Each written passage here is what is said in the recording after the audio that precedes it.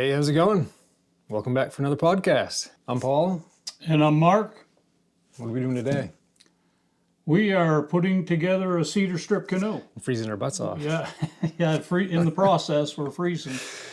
We decided to come up and take a little break, get Yeah. warmed up. So we're starting with we just built some sawhorses this morning. Yeah, we're at the very beginning stages. Strong back. Yeah. So we do the strong back and forms. Those are all traced out. Ready to cut out. They are. So Yeah. hopefully get that done today, get that all put together, and then get on to building the canoe. Yeah. A lot of work goes into prep. Yeah, well, it's a lot of work. It's a lot of work all the way through, Paul. A lot of sanding when you get to the end of it. So, We'll see. I've never built one before. Well, there's a lot. You have. I have, and there was a lot of sanding to in the end of it before the finished product. So you get that to look forward to, or we have that to look forward to. Drag it outside when we do it. Yeah. Get it out of the garage. Yeah, I sanded mine in the cellar, and boy, I'll tell you what, that wasn't the best place to do it. Yeah, you spent, how many hours do you think you spent? Oh, it's been so long, Paul. It's a lot of hours, you know. And I was pretty much on my own when I did it. So it was what, late 90s? Yeah, early 2000s. Early I think 2000s, I was in college. I think. Yeah. Yeah, yeah. I bought a. Came out really good. Yeah, I bought a 6-horse to go on it a year or two after I built it, and I think the 6-horse was a 2005. Okay. So that would be 2003 maybe, in that area that I built it. I ran Dad's old 4-horse on it before. Yeah, the one that had the throttle up on no reverse on it. Yeah, like spin it around backwards. You had to spin it around, or it had no reverse on the motor. So yeah, that's gonna be fun. Things will just warm up. Yeah, it was. We're April 8th today, and that's crazy. 17 degrees, and the wind's howling. The high today of around 30. So we have Easter tomorrow, but it's cold. Yeah, and the weather's been terrible. They had 6 inches of snow a couple days ago up in the valley. So luckily that missed us. Or wasn't as bad as what. Yeah, I ran into a guy from Soldier Pond at Lowe's, and he was telling me they had 6 inches up there a couple days ago. So next week's looking good. 60s. Well, they've kind of backed off that now too. Or close to 60. Thursday it was supposed to be 60, and now they're saying 47. So there's a big difference between. Yeah, that is a big difference. Between 60 and 47. So they've come down on those temps.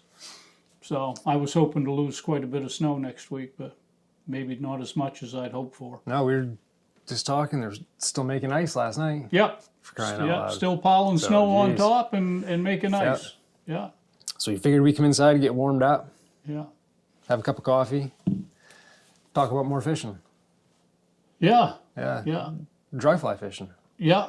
Small pond fishing. Small pond fishing. Yeah. We used to do, Paul, years ago, we used to do a lot of brooks and streams, but we don't seem to do too much of that now. Nope. The few times that we do any fly fishing is small ponds in the deep woods. Yeah.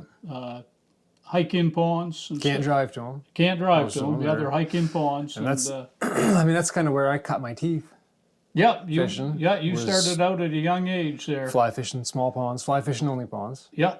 A lot of catch and release. Yeah. Mainly catch and release. Although the ponds weren't always regulated for catch and release, but we tended to release most of the fish we caught. So. And dry fly fishing on the surface. That was always I kind of. Yeah. I don't want to say I get spoiled in that area, but that's kind of all I want to do. Yeah. Now, as far as. Yeah, that's fishing.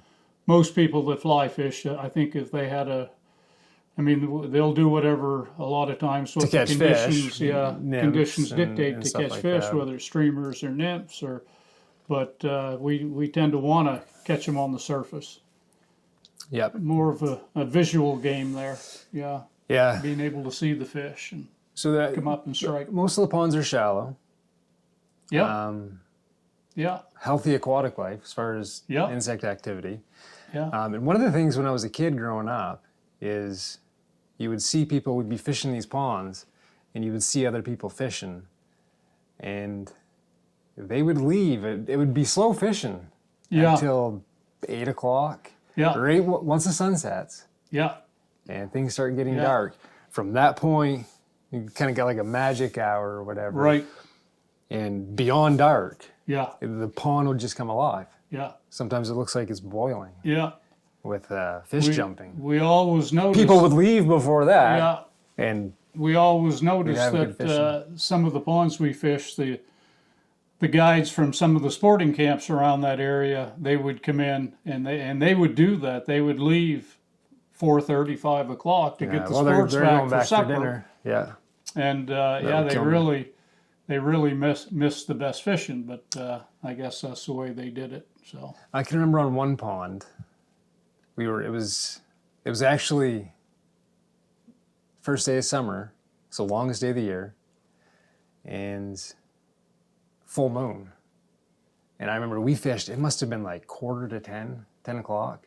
Yeah. Remember I think Chris was with us, and I think Mike and Kyle were in another canoe. Yeah. And we had phenomenal fishing. Yeah.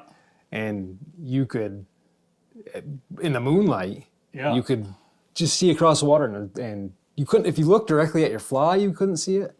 But if you kind of look off to the side, and you could tell if something took your fly, and that was probably one of the best nights of fishing. And that was generally when we fished. We usually fished around the 18th of June. Of course, the longest day of the year is June 21st. Third week of June. So we were always, and you could fish until after 9 o'clock, with light.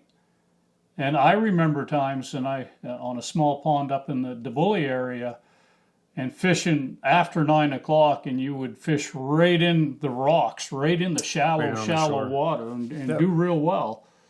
But then the problem became that you'd have a hard time seeing your fly and stuff. They were still rising, they were still there, but you really couldn't see your fly very well. So. And a lot of those ponds, some of the fish aren't huge. 13, 14 inches. Pretty fish, healthy looking fish. Sometimes look just like a football. But nothing huge. Although there are some ponds that we do catch some really big brook trout. Yeah. I can remember one of them, I think it was the first time I ever fished it. I don't know, it was 12, 13. You were young. Remember I caught a beautiful trout on a dry fly. It was like 16 inches or something. Yeah, fat. I was thinking 14 or 15 in that area, and you refused to keep it. I offered that you could keep it and stuff, and you released it. It was a one fish limit. Yeah. There, right? Yeah. And I said, think that has since changed on that pond. But I said, no, I'm going to let it go. I think I said I'm going to catch something bigger. You did. And I caught an 18-inch brook trout, which at the time was the biggest trout I'd ever caught on a dry fly. Yeah, that's a nice fish anywhere on a fly for sure. 18 inches. Yeah. So. And we do keep fish. We eat fish. Yeah. We try to have it when we're camping or up fishing. We try to have at least one fish meal. Yeah. We don't eat a lot. We don't keep a lot for sure, but menu. But we do keep fish, and one of the things I read in some of the sporting, there's some the Native Fish Coalition and stuff. They really push but you can overdo that. I think there's places where catch and release. Yeah. You can. Some people are adamant. Yeah, it almost becomes their religion. I'm not so much sold on that. I think there's places and situations where. You can maybe keep a few fish. There's an overabundance of fish, and sometimes the Department of Inland Fisheries and Wildlife encourages you to keep fish in certain places. Well, and a lot of those ponds that we're talking about, that we're referring to, are pretty cyclical. Yeah. You'll have years where there's a lot of fish, but not very big, and then you'll have years where there's not very many fish, but the average fish that you're catching is a lot bigger. Yeah. And it's pretty just like clockwork. Yeah. Those we've seen that. We've seen that, and we've seen it where there's you get to a point there's a lot of decent sized fish. You hit a sweet spot. That, there was one trip. So you get a lot of 12 to 14 inch fish. You get a lot of them. You know. Yeah. That, I wish I could. Yeah. I wish I could show that video. There's one that year in particular. I'm playing a fish. I watched that still. You look in the background, there's 4 or 5 and fish all jumping. you can see, and they're big fish too. Yeah. We caught a lot of big. I think that was. I want to say the average size was somewhere like 14, 15 inches. We caught a lot that were 16 and bigger and fat. Yeah, nice fish. Oh my word, that was one of the best. And that pond's only 6 or 7 feet deep, mud bottom. Yeah. Yeah, we had some. I remember we fished. I don't think it was that year. I think it was some previous years we'd fished it, and we were probably in 3 days triple digits. We were over 100. I think we were over 100 fish. Over 100 fish in that pond. My nose is still running from being out in the cold. out in the cold, Jesus. Oh Lord. Yeah. Yeah, and so, and a lot of those ponds. The other interesting thing is you can get in some fights with the loons. Yep. They will. Yeah. They'll try to steal your fish off your fly if you're playing it.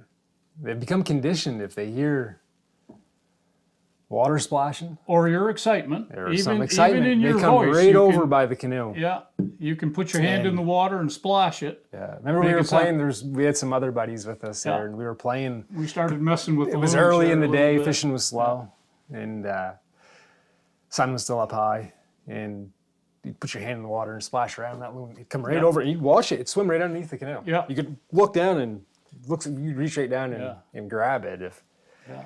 And I had one time where, and it's a double-edged sword because you catch a nice fish, but then you're hurrying to try to get it in before the loon comes. You're not enjoying before the loon comes and takes it off your off your line. You got to get it in before the loon comes. So I was playing. It was a pretty good sized fish, and I'm thinking, here comes. I see him dive down, and he disappears. And pretty soon I'm playing this fish, and pretty soon my rod tip just. Yeah, right down. And I can remember he comes up, he's got the fish in his mouth. Yeah. My line going to the fish. I'm like, you're not going to have it. And I yanked it out of his, drug it across the surface of the water, get it back to the canoe. But the fish was dead, so I ended up keeping it. And, I got a picture of that fish in the frying pan. You can see the on the side of the fish there. Yeah, it's got the tooth marks from the loon where the loon grabbed it. He's not having it. Yeah, we got that one. A lot of times too, Paul, they just kind of hang there, and when you release the fish is a little tired, so they get them when you release them back into the water there. The fish is a little more vulnerable when you... And, that's another thing that they talk about, these people that are adamant about not keeping fish, they're still killing fish. Oh, absolutely. Yeah, there's a mortality rate when you play a fish and put it back, no matter for how. Sure. And we've seen how it, careful Paul. you are. I've let fish go. And I know they've probably got numbers on that, on what percentage of fish I've read them. I don't know. Off the top of my head. Have different, bait fishers a little higher mortality rate, and lure fishermen, and then fly fishing tends to be the least mortality. Yeah. But there's always a mortality rate anytime. And I mean, fish. definitely if at least for me, I'm not going to keep something I'm not going to eat. Right. But to give someone else a hard time because they're keeping a trout to go home and eat with, and my kids look forward to it. Yeah. And it's important to them. It kind of shows them that whole cycle of life. Yeah. And I just can't go overboard with that. I understand I know there's a place for catch and release, and but there's also, I never want to get into the mindset that I can never keep a fish and that it's, I don't believe in that. And not yet, anyway. No, not yet. There's places we fish that there is too many fish. And most often, the fish that we keep aren't the biggest ones we've caught that night. Usually it's one that's taken the fly pretty deep, or it's bleeding. Right, that that will probably die anyway. We've got fish, the fly's down in the gills. Yeah. You can cut the line. You can try not to take the hook out and just cut the line, but the fish is probably not going to make it. And you're right. We probably that'll be the fish that we probably keep, you know. And we don't keep an excessive number of fish. It may be one meal for each of us up there. Usually when we do a trip, if it's 2-3 nights or whatever, 4 nights. Yeah. We plan our meals out, our menus, and one night's usually dedicated to. Yeah. Well. Yeah. So we darn well better catch some fish. Yeah. On those nights that we're gonna we usually go hungry. Yeah, we usually catch some fish, but fishing fiddleheads. Yeah. Nothing's better than that. Like I say, that the dates we usually go, Paul, and I remember hearing, you know, if you asked a sporting camp owner or a guide, you know, when the best time to fly fish, they would always say the hatches were good around the 18th of June. June 18th seemed to be a number that I remember being thrown out by the guides. And once the people in the once that water temp gets mid to upper 60s, low 70s, you get some pretty good hatches that night, and things can be pretty good. Yeah. So dry fly fishing, what do you use for a setup? I use I've got a 9-foot, and we both, I think, use 9-foot fly rods with 5-weight lines. And weight forward line. Yeah, weight forward. We're usually, you know, in a canoe and stuff, and you may need a little more distance on a pond and stuff than you would a brook or a river stream. And 9-foot leaders. I'm trying to think, you know, I usually maybe 5-pound test tippet. Yeah. I use a 4X tippet. Yeah. It's a fluorocarbon. Yeah. So single tapered leader, which I will because leaders are expensive. Yeah. Fluorocarbon leaders, so to make it last, I carry tippet material. We'll change that last 18 inches out periodically if I get a knot or if it's got some abrasion on it or whatever. That I will change the tippet material out. And you're right, you can save yourself a little money because fluorocarbon leaders are fairly expensive. Yeah, they are. Carry a spool of tippet material. Yeah, off the top of my head, I don't recall what they are a piece. They're probably $10-12 a pop. Maybe not quite that much. I haven't bought any. Maybe they're 3-packs. Yeah. I bet you would spend over $10 for a 3-pack for sure. For sure. Yeah. So. Yeah, and I like the fast action rod. So 9-foot 5-weight is pretty well perfect for me. Pretty fast action rod that throws a tight loop. Right. Quite a ways. Yeah. I've gone to Rio fly line. Yeah. We used to use Cortland 444. Yeah. Cortland was the old standby. The old 444 peach colored was the old, that was a good fly line. Peach color was the double taper though. Was the double taper, yeah. The green was the way forward and stuff. But which double taper lays out probably presents the fly a little neater. A little bit better presentation, and you had the advantage, of course, with double taper, you could flip it over and you get when you wear out use either or. Yeah. You know, you could. That was one thing about the Cortland 444 is it seemed to be pretty fragile. It would get marred up pretty easily. Yeah. And then I think Scientific Anglers had. I remember Scientific Anglers. They probably still have it. The shark skin. Yeah. I had one of those one time. Feels like it would pick up a lot of dirt. Yeah. And stuff. It just I don't know. Mine, I think Orvis produced it. It was. It's been quite a few years, but I had that texture of like scales on a fish or whatever. Yeah. Which I believe the idea behind it is it reduces the contact point within the guides. Right. Help it slide through so less friction. Yeah. It helps it slide through the guides better. Yeah. But yeah, I never cared for. Yeah. The Rio seems pretty good, like pretty good stuff. Although I feel like my Rio fly line is new, and I think the tip. Got some memory. That. Yeah. And which I don't know. Regardless of what people say, they'll say, oh, you know, this fly line's great, it has no memory. Every fly line I use has got way more memory than what I like. And you'll see people say that, you know, off season, stored off the reel. Yeah. I used to do that. I did too, but it's a lot. I don't have time to. Yeah, I off. got to admit, I don't. I'm not as. I take care of the stuff like I used to. I keep it clean. I carry fly line cleaner, and I generally clean it every time I use it. It just casts better and stuff, you know. And, well, you know, springtime when I get ready to get that stuff out to use, if I run a cleaning patch over it a few times, it kind of straightens it out, and it's less memory. But yeah, even, you know, from trip to trip, sitting on the spool, the first hour or so I'm fishing, you take it out and it's nice and tightly coiled. It's like, geez, makes it a pain. But two things that oftentimes the fly line itself, you know, depending, will have memory. Some have less than others, but if it's cold, they keep their memory a lot, you know. If it's warm, it's much more pliable and will straighten out a lot faster. And how you put it on a reel, if you've got it tight on a small diameter, the arbor is small. I don't have any large arbor reels that I use. We generally fish with,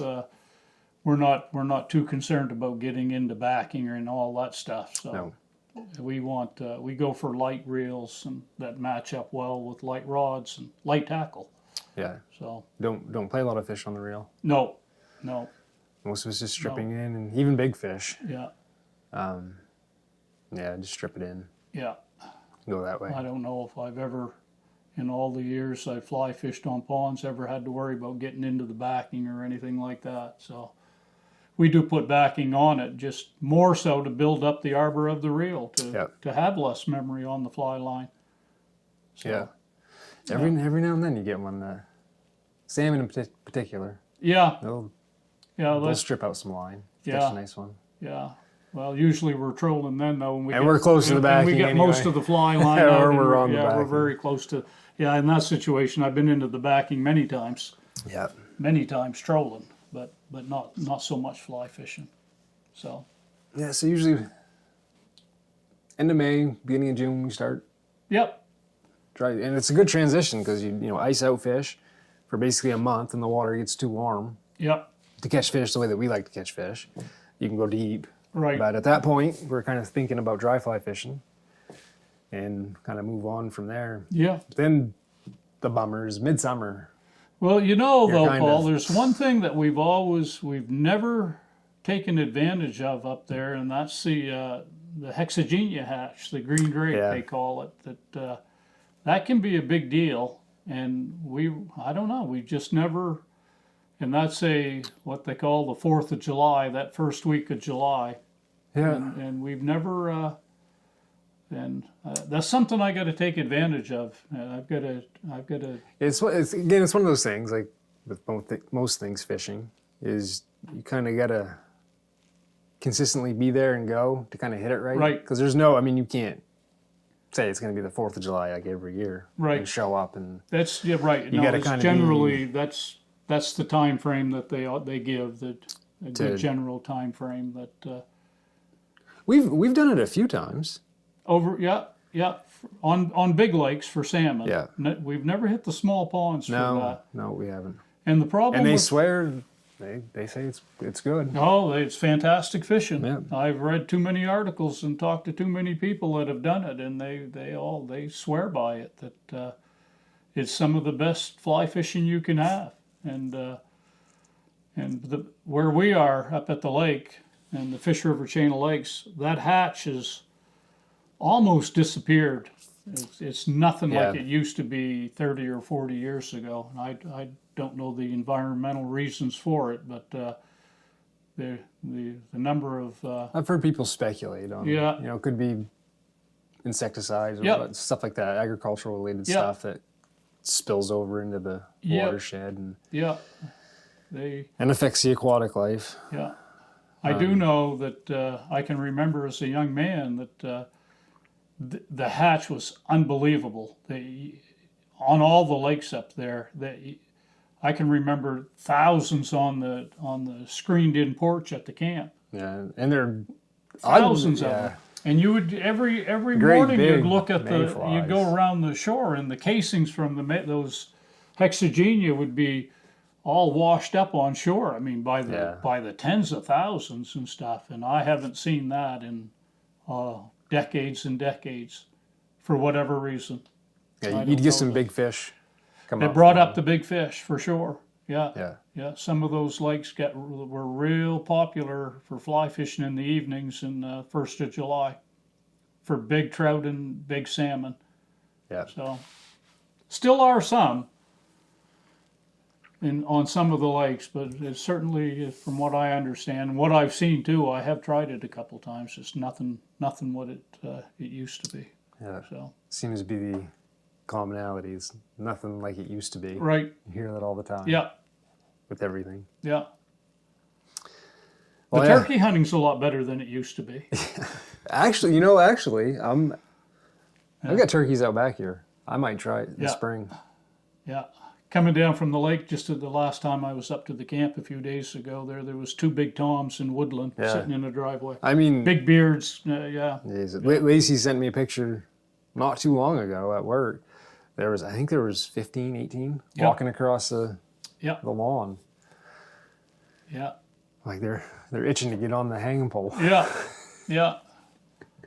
Yeah. Maybe I'll try it this spring. It opens May 1st? Last year, Paul, it's the first, right around the 1st of May. I think it was May 4th on a Monday that it opened last year. At the laws. And I went out a couple days and total novice for sure, but I had a couple chances to take a jake, and I didn't shoot. So how come? It was so in my head that I had to see this long beard, and I just didn't dare to shoot. And I know now that they were gobblers, they were males. Like I say, I was a total novice, and I kept thinking I would get a better shot, maybe, and a better look and stuff, and I didn't. So, but hindsight being 20/20, there was 2 or 3 times there I had decent shots, and I didn't take it. Didn't do it. They were gobbling, and at that time, and this is going to sound foolish, but I didn't know that only the males gobble. I didn't know that. I had to look that up. That's how. And they were gobbling. So looking back, I know they were males. Yeah. They were gobbling. There was 3 that were, and I think there was 5 total that I saw. What did you have for a gun? What were you using? Had a 870 Magnum. So that was the pump. That's the pump. Yeah, 12 gauge. Yeah, that's from what, the 60s or? No, isn't that one older?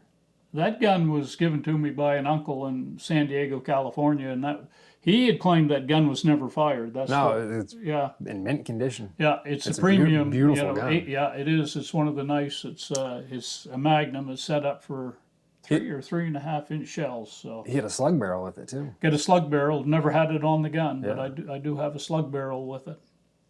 So I use that. I wanted to use as heavy a gun as I could for turkeys. So no 410. No 410. I a lot of time use the 20 gauge for partridge and stuff, but I opted for a 12 gauge for. Well, all the talk about fishing and makes me wishing for warmer weather.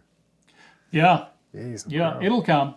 It never comes up here. It never comes fast enough for us. No, we were talking last time that it seems like you get warmer weather later into the fall. Right. But man, springtime doesn't seem to be any earlier. Holy smokes. No, you're right. That holds on like a. Yeah, but even then, Paul, I remember just a few years ago we were up hunting, and it was Veterans Day, and it was so cold, and we had so much snow. That was. The deer were already migrating to the yards, and that was Veterans Day. Oh yeah, we had 2. You track a deer in the woods, and there was like 18, 20 inches of snow or whatever. Yep. And then you get into like an edge of a cut or something where there was raspberry bushes. A twitch trail where the raspberry bushes up above your waist. Yeah. It was just. I couldn't do it. I remember you and you had a friend, and you still tracked, but I couldn't do it. You did it if you did it for a quarter mile, if I did it for a quarter mile or half a mile, I was all tuckered out. Yeah. And you were just plowing through snow, and And it's hard. Even the tracks are hard. I mean, it's just pock marks in the snow, yeah, and it's just you're a trying push mark where the deer went through. You're trying to figure out what. You don't see any hoof print, that's for sure. So. And it was cold too. We had. Yep, like it was very below cold. zero a few mornings. I remember Thanksgiving Day, being out deer hunting, and I think the high that day was 9. Yeah. We had 40-mile-an-hour winds. Yeah.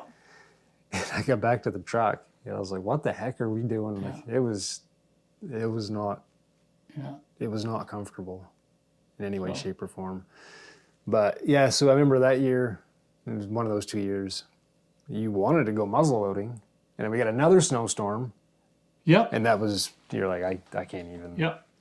Couldn't get off the main road, 161. Yeah. I couldn't get off the tarred road. Yeah. Yeah. So we decided to buy a snowmobile to take care of that problem. Yeah, it won't snow again. Yeah. It'll be good. Yeah, it took care of that problem. Although we were on the edge last year of being able to use it. We were kind of, we saw snowmobile tracks out there where we hunted and stuff. There were people we brought it. We brought it, but we didn't use it. I mean, just because if you do shoot something way back in the middle of nowhere, there was enough snow where you could take a like I say, skidder trail in. We saw people out on sleds and stuff, so yeah, it was right on the edge of 6 or 8 more inches, and we probably would have been on the sled hunting. Yep. So yeah. So well, should we work on the canoe some more and freeze off or? Yep. Touches a little bit more. Yeah, if we put it off, you'll never get it done, Paul. No, I've got pretty ambitious goals for it, so we'll see if. Yeah. I'm not going to say it out loud because I don't know if it's. You mean the time frame? Yeah. Yeah. Yeah. They're a lot of work, like I say. I can be overly ambitious with stuff. You'll find when you get it all together and stuff, and really, to me, that's when the work. As I recall, there was a lot of sanding. Yeah. Sanding and in between coats of epoxy. Yeah. The fiberglass. There's a lot of sanding. So, have you decided where you're going to buy your fiberglass? Haven't yet. Kind of torn between a couple places. Yeah. Back in the day when the gentleman put the book out there that everybody buys for building. Gil Gilpatrick. Right. He always suggested, and this may have changed, that was a lot of years ago, West Systems. Yeah, no, I've got an updated version. They're still in business. West Systems. I believe I was on their website. Yeah. If I remember, I think it was their website I was on. And as far as 2000, the most recent book, that the updated edition is a 2010. And he has that in there. He does, yeah. He has a few updates as far as he kind of started experimenting with some Kevlar. Oh yeah. In place of for if you're going to do some whitewater. The only problem with Kevlar is that it looks like if they do Kevlar, they do basically like a patch that's below the water line, right? Because it's visible. Yeah. And it kind of spoils that look of the aesthetic, wooden boat feel. Yeah. Makes it a little more functional for what for. Yeah, but even that, reading his books in the past and this one, it doesn't seem like, even though it's a wooden canoe, it doesn't seem like they have too many issues. Yeah. With damage. I mean, he has a story of building a canoe, putting it on a truck, forgetting to tie it down, and it coming off, driving down the road, and the wind blows it on the asphalt, and it landed nose down on the asphalt behind him, and it just scuffed it up. Huh. He thought for sure it was going to be busted up. And I think he was building it for somebody. Yeah. And I can only imagine that must have been sickening to look in the rearview mirror and see your boat that's never been in the water bouncing along the pavement. They are more fragile than the Old Town ABS. The Tripper was always the canoe of choice for river tripping and stuff. If you whitewater and which is what we use, the Discovery 169s and we got both. We got that's I think they call that Crosslink or whatever, and we have a ABS sitting right out back here, Paul. Yeah, there's one out back. Yeah, so we'll add a wooden boat to that. Yeah, but getting back, yeah, you're going to find that there's a lot of tedious work in the sanding and so. Well, for me, the part I hate about any project like that is the prep work. Yeah. Because getting started, and you really got to do that. You want to see something going up. Once things are making progress, even when you're epoxying and stuff like that, it's getting better. It's getting cleaner looking, smoother looking, and that kind of motivates you. But my gosh, when you got to put the forms together, and before you ever put prepping everything, getting everything organized, and then just ripping tons of cedar strips. And you're gonna bead and cove it. That's another process that I did not do. I didn't bead and cove mine. So. And then any woodworking project, when you're sitting down with a cutlass, that's kind of the for me anyway, kind of annoying. Yeah. Annoying part.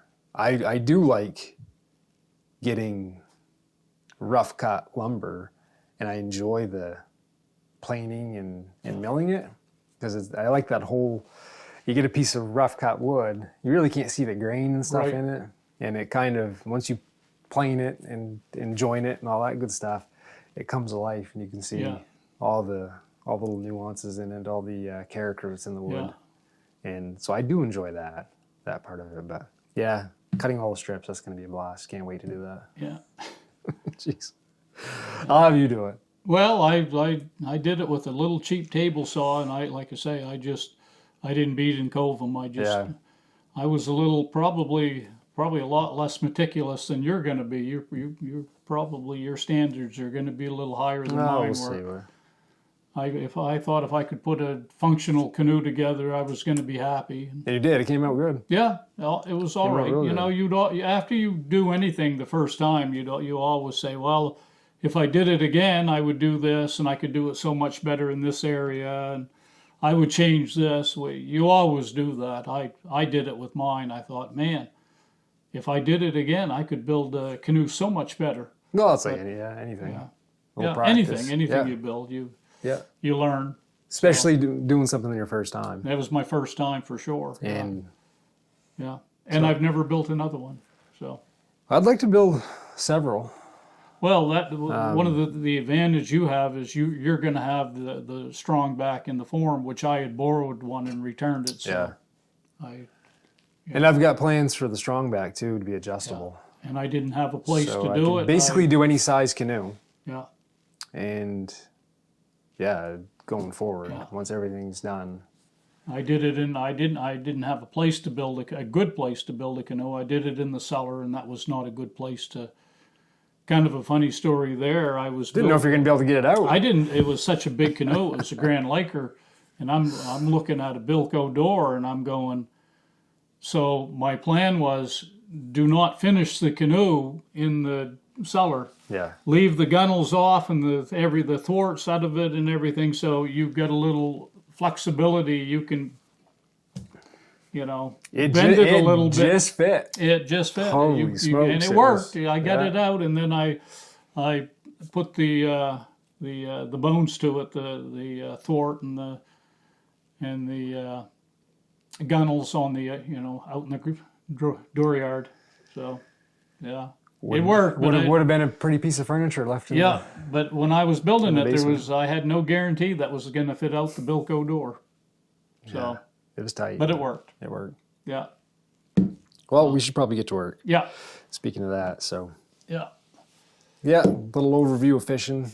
Kind of dreaming of fishing, so I want to talk about it. Kind of get in the mood for it. We know we're headed in the right direction. So. Well, I don't know if it doesn't feel like it, but. Yeah, today's a lot. Tomorrow's in the 40s, and then more towards the 50s for the upcoming week. And still have a lot of snow to get rid of. Yeah, but it'll go. It'll be gone 1st of May, like it always is. The lakes will be out the first week of May, and we'll be on the water if I'm not sitting in a courthouse somewhere on jury duty. So it's better than another reason to be in the courthouse. Yeah, I'll be on the right side of the law. Yeah. All right. Well, let's go get to work. Yep. So I hope you enjoyed it. Till next time, get outside. It's good for the soul. See ya.